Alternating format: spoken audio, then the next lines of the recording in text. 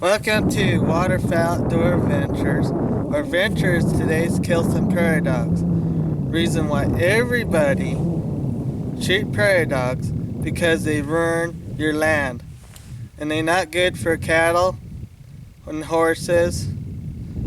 And if we want to dig a hole, we dig a hole for ourselves. We don't need prairie dogs ruin our land. That's why people shoot prairie dogs.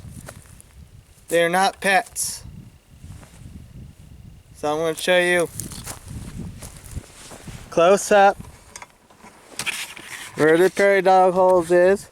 They ruined our land.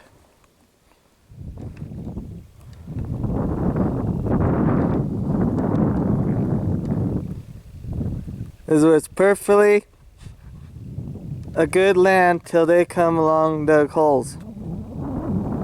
Look at that. All those holes. That's why people shoot prairie dogs, guys. You can leave a comment, share this video. You don't have to watch this video. That's my point of view about prairie dogs. Thanks for watching. Get more videos on soon.